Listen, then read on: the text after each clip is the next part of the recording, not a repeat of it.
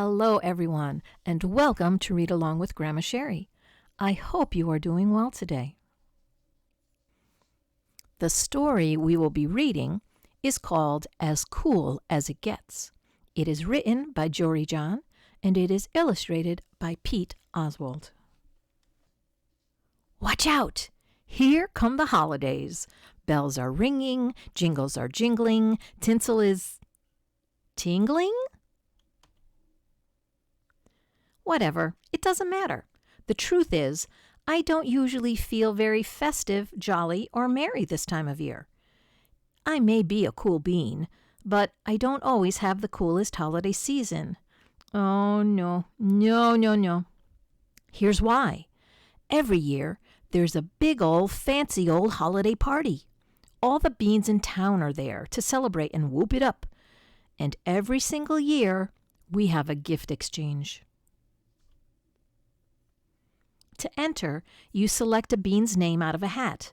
This year, I randomly picked Beanadette J, not to be confused with Beanadette S.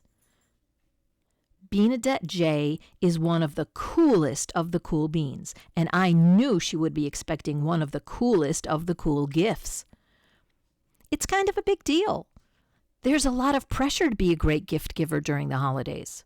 After all, what's cooler than making someone's day with an amazingly expensive present?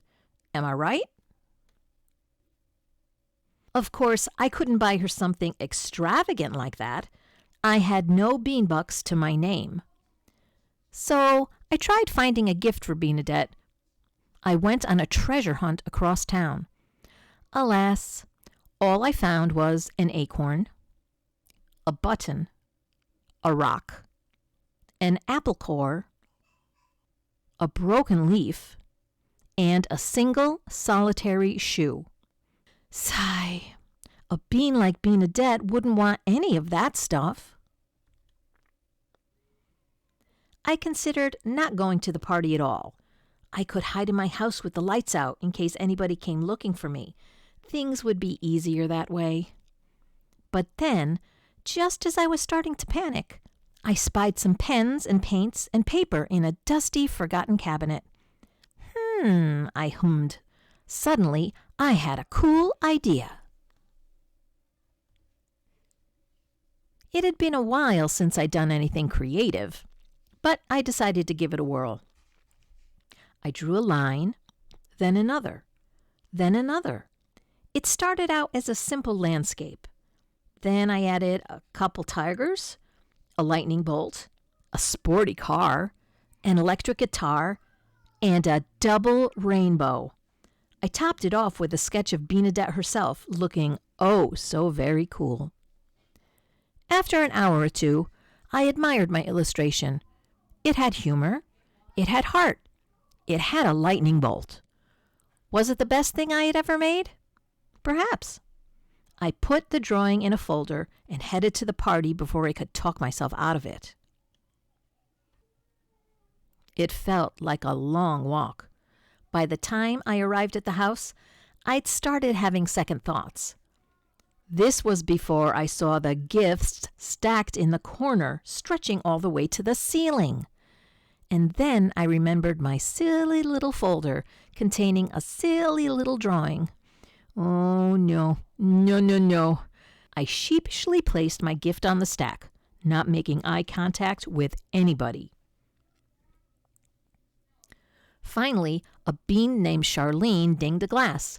"It's gift time," she hollered. "Gather round." All the beans sat in a circle. A few friends waved me over. "Yeah, this should be really fun," I said way too loudly. Then I laughed awkwardly. Achoo! Then I sneezed on somebody's plate of cookies. Yow! I bumped my knee on the coffee table. Everybody just stared. I spotted Beanadette sitting straight across from me, looking excited. Sorry in advance, I thought. All the beans exchanged gifts. Immediately, there were yelps of approval.